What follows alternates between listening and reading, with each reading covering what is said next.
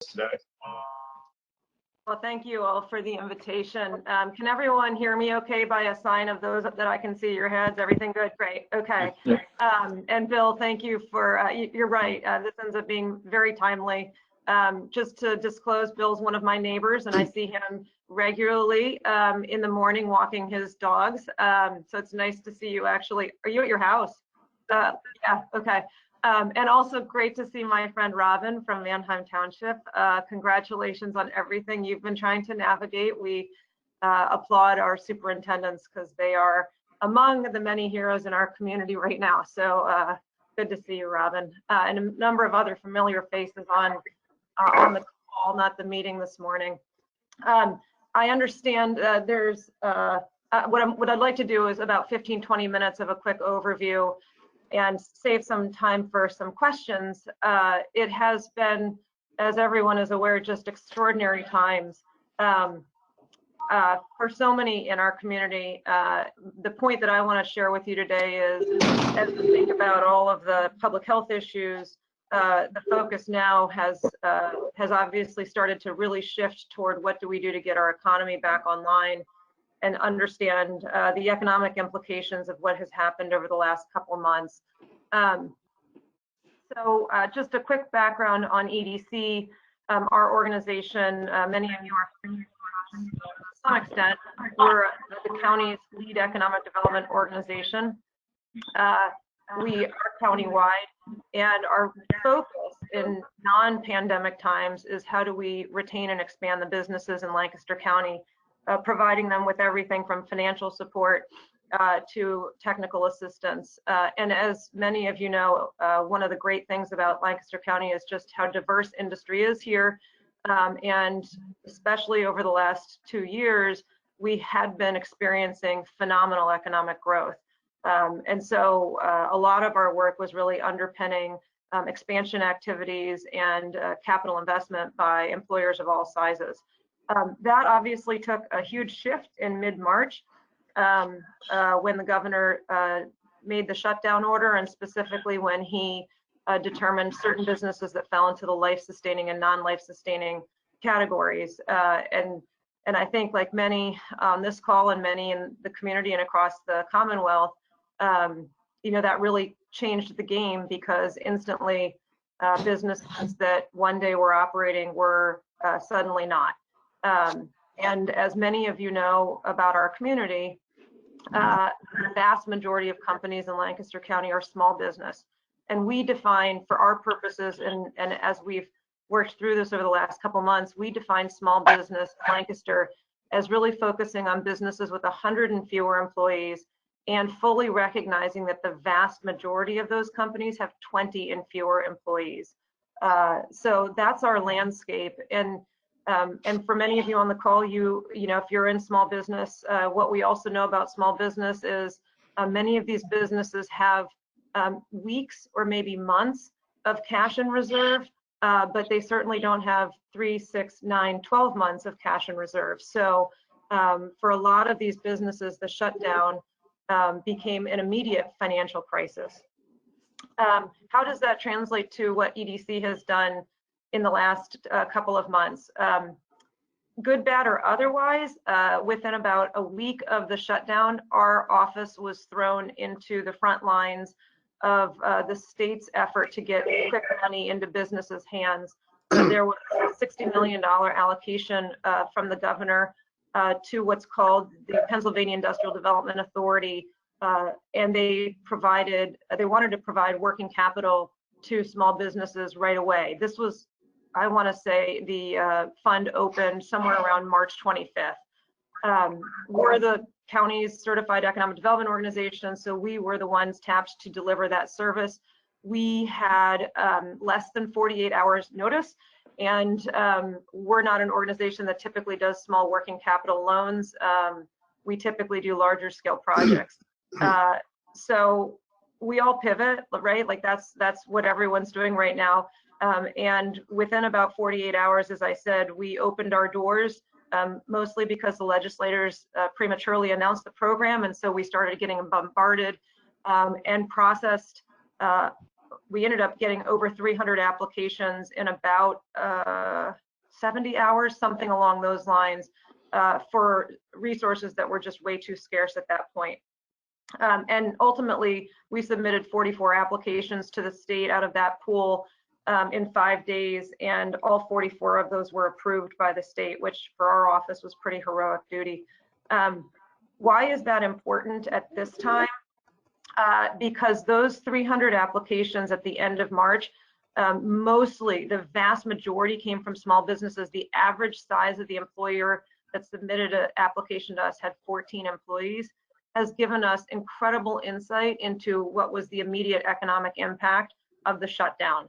While it was a rough process and we couldn't meet the needs of everyone who reached out to us, they helped us understand what was happening with the small business base. And just as a comment, small business in Lancaster, a lot of people, because of sort of media coverage, think about the restaurants and the retailers who are absolutely on the front lines and are absolutely at risk of sustainability and survivability. But when we talk about small business, please keep in mind everything from small healthcare practices to contractors to professional services like accounting firms, small marketing firms. It is really the gamut of business and industry across our community. And so a lot of what we started to see, even as early as the end of March, was financially devastating impacts across that breadth of industry. The other piece I would just say is, I'm not saying any of this with political overtones. This is the situation. And so we can talk, and I'm happy to field questions at the end about decisions that our elected officials have made. Our focus as the Economic Development Organization and as a nonprofit, nonpartisan organization is what's our mission and how do we serve the community best?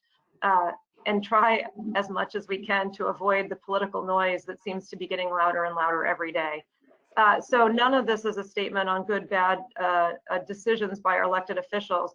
This is what we're seeing in the community. What we ended up doing, starting as early as late March, given what we were seeing with the businesses that were seeking funding from us, is we put into place a planning effort to develop a countywide economic recovery plan.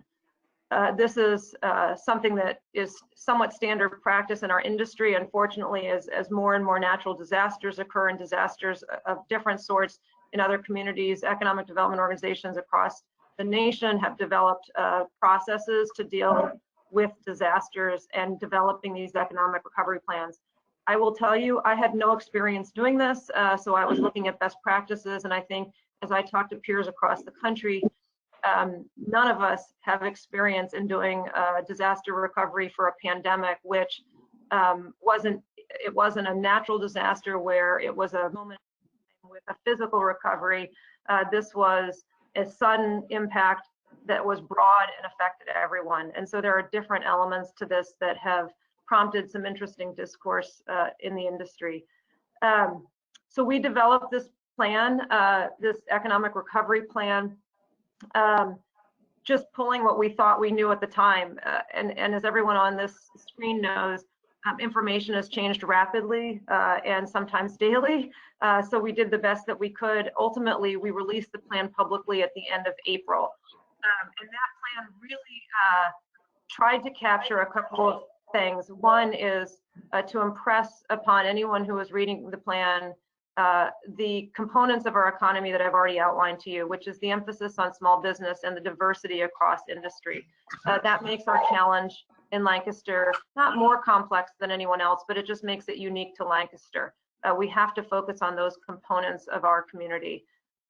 We identified 4 strategies in that plan, and those 4 strategies, now that we're a whopping 4 weeks into the planning effort, have actually held pretty well. And one of the strategies is around how do you get funding to business, and I'll come back to that in a second.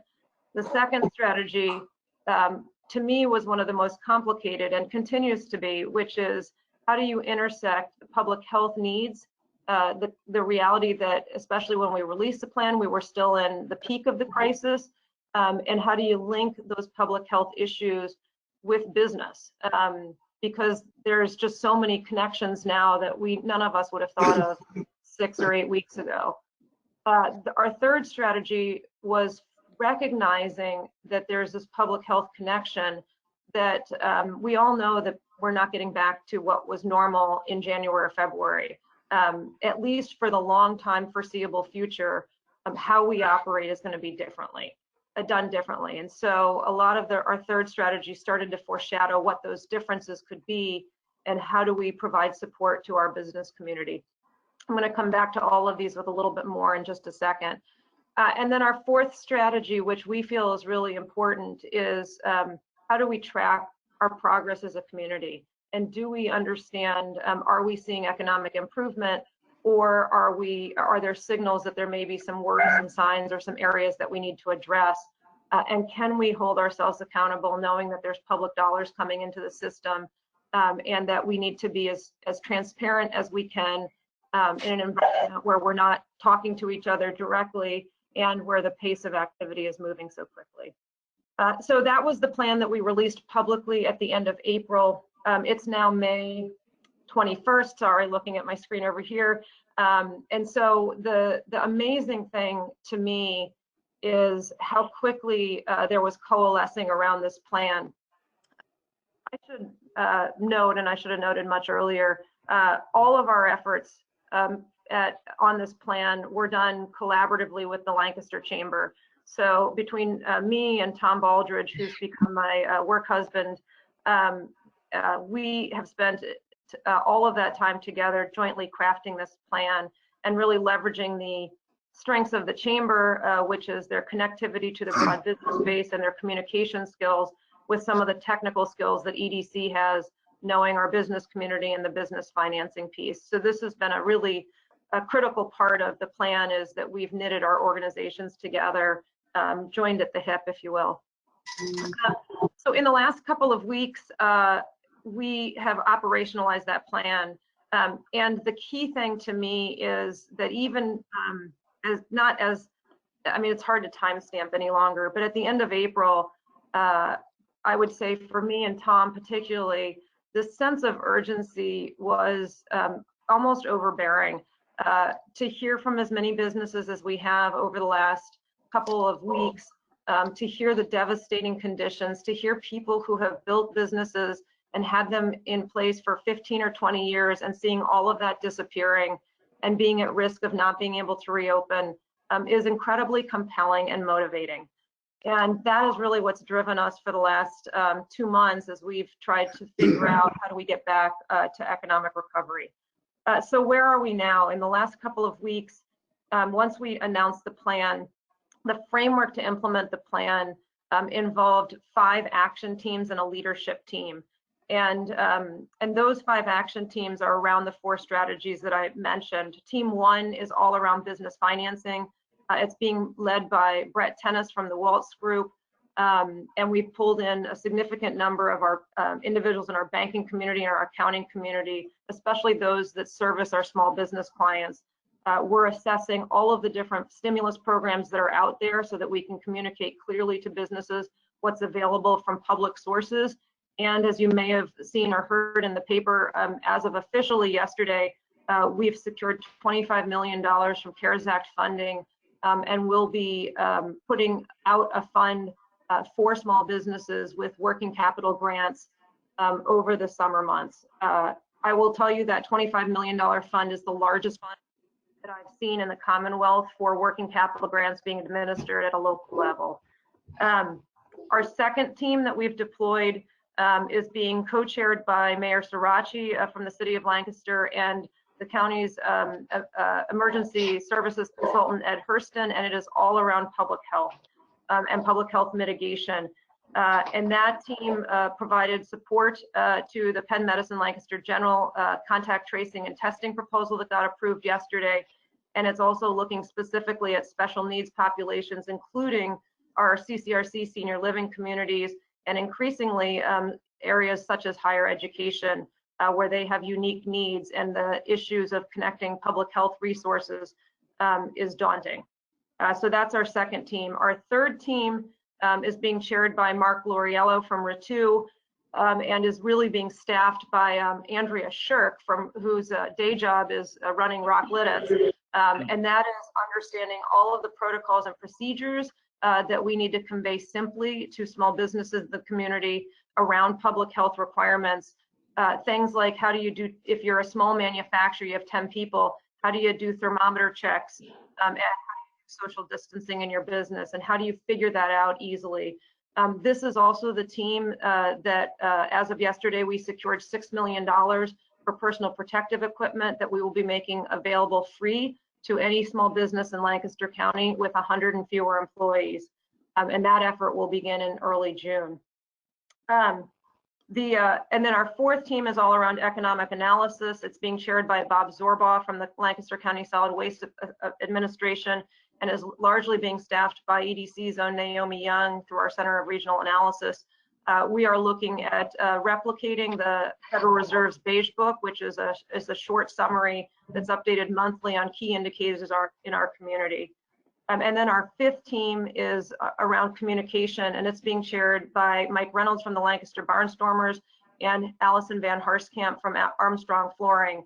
And that team has an enormous lift, because everything that I just talked about, if we don't get that message to our small business community, whether they're in Lancaster City or in New Holland or Gap or Columbia, our plan fails. And so we have to be able to broadly and effectively communicate information out in a number of mediums. And for the PPE and the Sustainability Fund, the $25 million and the $6 million that we just secured, all of that, most of that, I would say, will be done online, although paper copies will be available, and everything is being translated into Spanish. All of that has to come together for our communications team. So as of now, those are most of our key areas of focus. I haven't mentioned child services, which is an increasing area of concern for us as parents have to return to work. There's a few other looming issues out there, but in general, that's what we've been focused on. I will tell you now, we have, it's somewhere around the order of 140 volunteers that we're coordinating that are doing all of this work behind the scenes, tapping into the extraordinary talent in our business community, both small and large. And our timeline right now, as I mentioned, is urgent. We're actually doing work that would normally take 6 to 9 months and trying to do it in 3 weeks. So because we can't get there fast enough for the businesses that need the help. And we're still not going to get there fast enough for many of them. And we're just going to have to do the best that we can. Our hope right now is that next week we'll have before the Board of Commissioners the final guidelines for the PPE distribution and for the $25 million fund. And that those products will roll out as early as the first week, at the end of the first week of June, but more likely targeting mid-June, because all of that has to come together very effectively. So, so that's a little bit what we've been working on. And I tried to go through that fairly quickly. What I haven't talked about, and I'm happy to try to answer any questions about what we do see are the current economic impacts of the community and where we see that moving ahead. But maybe at this point, as it's about 8:10, I'd be happy to pause and see what I didn't cover clearly enough, or if there's other questions that people have. And Bill, if you think there was something I should have mentioned and I didn't, please let me know. No, I'm good. I do have a question, though. I have 2 questions, Lisa. Talk about the public health connection. One of the things that I've never understood, and it really resonated heavily during this pandemic, Lancaster County, as large as it is one of the few counties in the Commonwealth that does not have a Department of Health. What do you see, what are you guys doing, and what do you see changing? Are we going to get a department? I mean, even Lebanon County has one. I mean, and it's terrible. I really think that we have to look at that and make a change in the future. And then the second question is, how is your organization funded? So I'm just making notes so I don't forget. So on the issue of the Department of Health, my personal opinion, not my organizational opinion, is it is clear that we didn't have the public health infrastructure in place for this community that we need for the situation we're in. And based on what I've heard now, I think there are a lot of folks that you can't fix that in the moment. So there's no, there's so much other stuff going on that trying to stand up a health department in the moment, in the middle of the crisis, doesn't make a lot of sense. What I'm also hearing is that there's a tremendous number of lessons learned, many of which are not positive, but we need to learn from them. And as we emerge from this and as things settle down over whatever period of time that is, there needs to be significant community conversation about what type of public health resources a community of this size and scale merits. I don't know enough about all of the detailed components of what it takes to do a health department. I haven't spent a lot of time learning that yet, Bill. I've heard from folks in the public health field who would strongly advocate for a public health department. What I can share with you is the deficit of a clear lead on public health in this crisis has cost us significant time. And the other thing I would say, and this is my own opinion, others on the call could certainly weigh in, is it is not a reasonable expectation to put public health activities on our healthcare institutions at a time where they're on the front line. There's a difference between what the healthcare institutions are doing and what constitutes public health. So as an example, right now, our office is the one that's trying to compile some of the best practices, toolkits, and guidance for business around public health. What we're seeing in communities that have a public health department is the health department's doing that, and obviously is probably more qualified than we are to do that. This issue of contact tracing and testing, we are very fortunate that the city has a board of health, and that board of health was in contact with the Pennsylvania Department of Health to start navigating how can we get resources and information into the community. That would have been significantly fast-tracked had we had a county public health department. So, so I think that this is an issue that as we ease back into a sense of whatever normalcy is at whatever time, I think it's incumbent upon the community to not forget about some of those challenges and barriers we had and figure out what's the best way to address that for our community. And it could be a public health department. Maybe there's other options. I'm not sure, but I think that's a conversation that should absolutely be parking lotted, but then picked up at the appropriate time so that we're better prepared in the future. On the issue of our funding, we are a nonprofit organization, and so we have about 130 businesses that support us financially through what we call a membership, but it's really an investment because we don't provide a lot of direct services to them. That's about a third of our revenue. About another third of our revenue is because of our finance side. We have recurring servicing fees from our pool of loans that we've administered.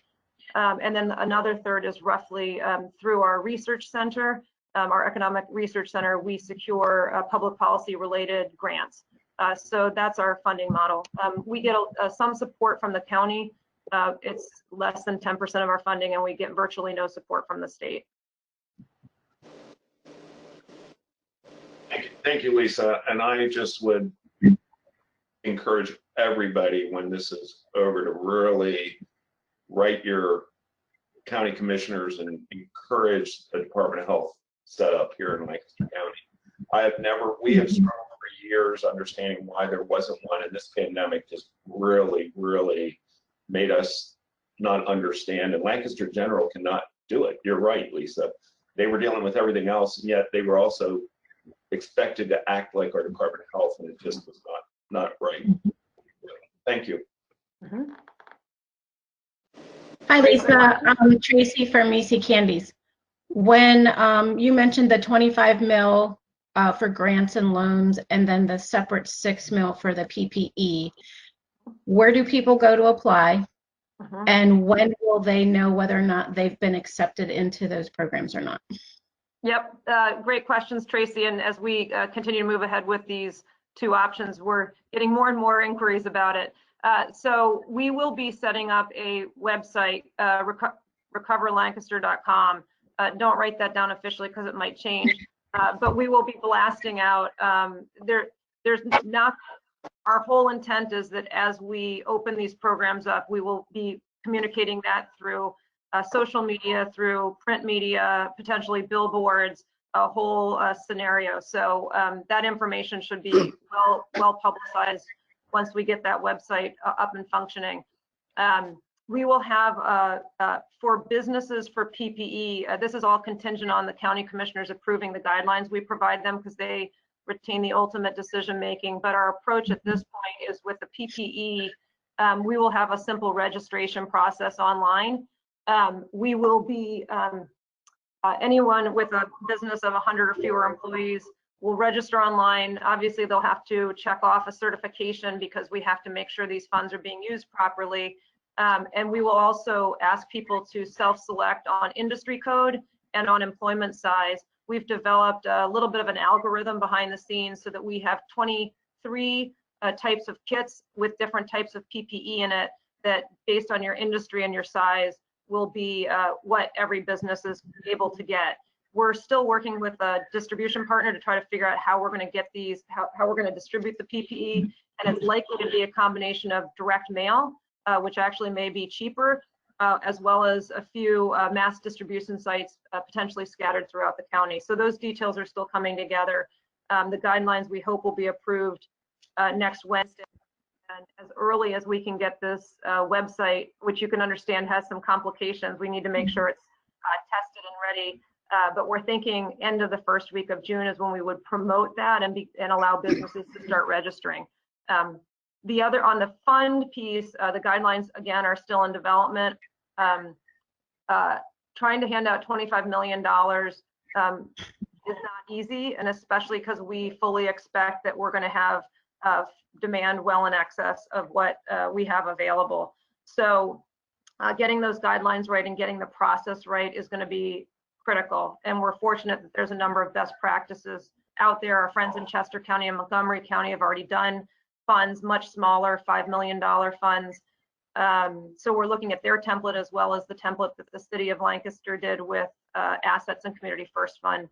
Our best expectation, again, guidelines will be approved next Wednesday if the county commissioners support our guidelines. And then the portal that we're going to use for the website, we have to ensure the security of it as well as the testing the strength of it. That makes it a little bit longer. So we're thinking our target is on or around June 10th, that fund, the first phase of the fund would be open, and then there's going to be multiple phases of this fund. So we're not going to put all 25 million on the street right away. So those are targets. You know, a lot has to come together for those pieces to happen. But again, those are, we know that we can't get there fast enough. And I would just encourage everyone, you know, we will be pushing this out broadly. So it'll be on our website, the Chamber's website, but certainly through LNP and GAL and some of the traditional media venues, as well as other venues. Stay tuned for those updates as we get into the first week of June, I think is most realistic, which is only 2 weeks away. So. Yeah, I just have 2 follow-ups for the PPE.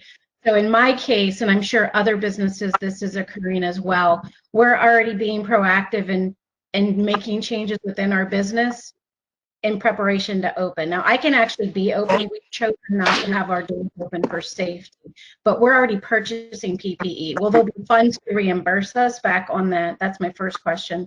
My second question would go to the 25 mil. If companies have already received SBA, are they negated from applying for the 25 mil, or are you guys working that out still? Mm-hmm. So these are great questions for me, Tracy, because these are the types of questions we know we're going to be getting as we roll out the fund. As it relates to PPE, they kind of tie together. The $25 million fund is going to be for working capital, essentially. So if you incurred expenses already, that, you know, you can use the working capital money for however you want. What we can't do is obviously deal on the PPE side. We're going to make it available to everyone. If people don't want it, don't register. If you want it and you don't get exactly what you need, we're expecting, right now our estimate is there's 12,000 businesses. That's a lot. So we can only customize so much. and we're hoping that the businesses who really need it are the ones that register. The other piece of this on the you had a question on the working capital. Oh, the SBA. This will be contingent on what the commissioners decide. Our recommendation going in is that if someone has applied for or received either SBA or any other funds, that should not disqualify them. But what we're looking at is a scoring system. So if someone was able to access other funds, that may factor into how their application is scored, but it shouldn't be a reason to disqualify someone from applying. Now that's our recommendation, and it's contingent on the county commissioners approving it. Thank you. Yep.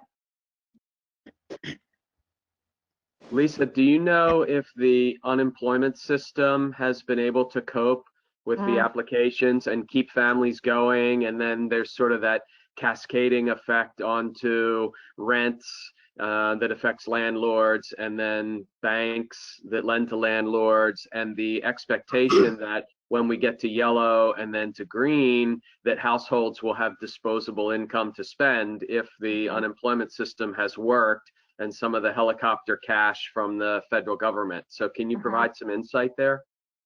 Yeah, Steve, I can try. I mean, so you've picked up on a couple of key points here. I mean, one is, unfortunately, it's clear that the state's unemployment system, I'm not sure how you'd be fully prepared to handle what happened, but obviously it was woefully underprepared to handle what's happened. We continue to hear from folks who have not been able to get their unemployment claims processed.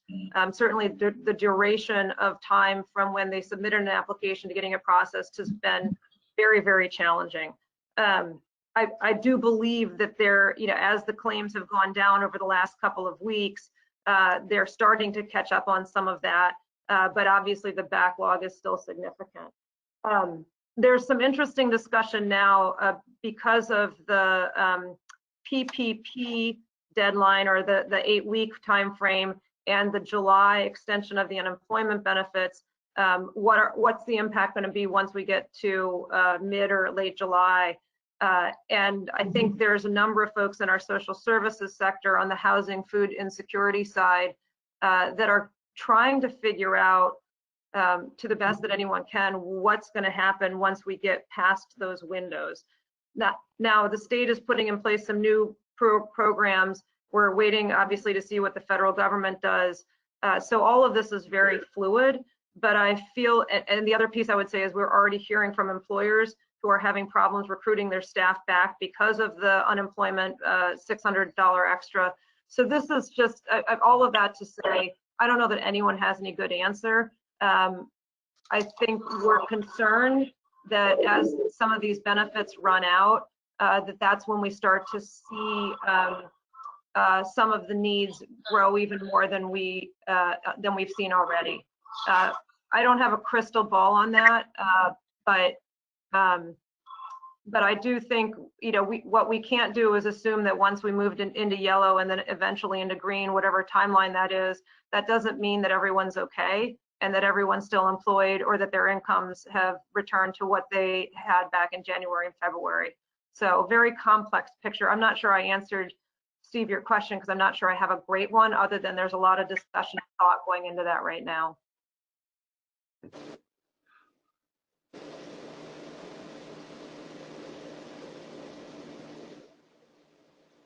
Are there any other questions?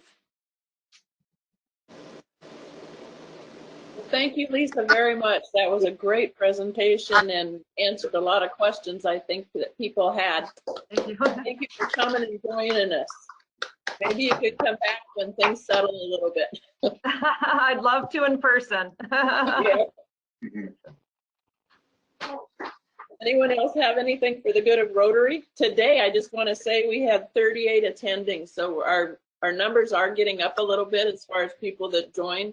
We can't see everybody because we're limited, but I'm really happy that everybody is starting to get into this. Unhappy we have to, but that's beside the point. I guess that means Lisa has to come back next week. Yeah.